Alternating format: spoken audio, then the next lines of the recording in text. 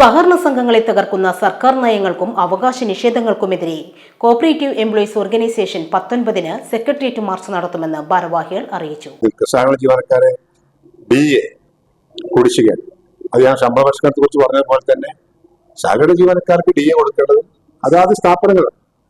അതിലും സർക്കാർ അനാവശ്യമായിട്ട് ഇടപെടുകയും ജീവനക്കാർക്ക് ലഭ്യമാകേണ്ട DA തടഞ്ഞു വെക്കുകയും ചെയ്തിട്ടുള്ള ഒരു സമീപനം സ്വീകരിക്കുക. അതുപോലെ assistant secretary, chief accountant, manager തസ്തിക, ഇതൊക്കെ ഞാൻ പറഞ്ഞിട്ടുണ്ട്. ബാങ്കുകളിൽ ഇപ്പോൾ ക്ലാർക്കായി ജോലിക്ക് വന്ന ഒരാൾക്ക് പ്രൊമോഷൻ കിട്ടി അസിസ്റ്റന്റ് സെക്രട്ടറി ആവാം, അക്കൗണ്ടന്റ് ആകാം, സെക്രട്ടറി ആവാം, മാനേജർ ആകാം. രാവിലെ 11 മണിക്ക് പ്രതിപക്ഷ നേതാവ് VD സതീശൻ ഉദ്ഘാടനം ചെയ്യും. UDFന്റെ പ്രമുഖ നേതാക്കൾ പങ്കെടുക്കും. 10 ലക്ഷം രൂപയ്ക്ക് മുകളിലുള്ള വായ്പാ വിതരണം സങ്കീർണമാക്കുന്ന അശാസ്ത്രീയ മൂല്യനിർണ്ണയ സംവിധാനം പുനഃപരിശോധിക്കുക. സബ് സ്റ്റാഫ് വിഭാഗത്തിൽ ജൂനിയർ ക്ലർക്ക് വിഭാഗത്തിലേക്കുള്ള ഉദ്യോഗ കയറ്റത്തിന് 12 അനുപാതം എല്ലാ സഹകരണ സംഘങ്ങൾക്കും ബാധകമാക്കുക. Assistant secretary, chief accountant, manager തസ്തികകളിലേക്ക് നേരിട്ട് നിയമനം നടത്തുന്നതിനുള്ള ചട്ടം 185 റദ്ദാക്കുക.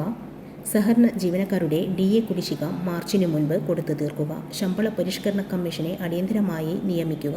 നിത്യനിധി പിരിവുകാരുടെ പെൻഷൻ പദ്ധതിയിലെ അപാകതകൾ പരിഹരിക്കുക തുടങ്ങിയ ആവശ്യങ്ങൾ ഉന്നയിച്ചാണ് മാർച്ച്.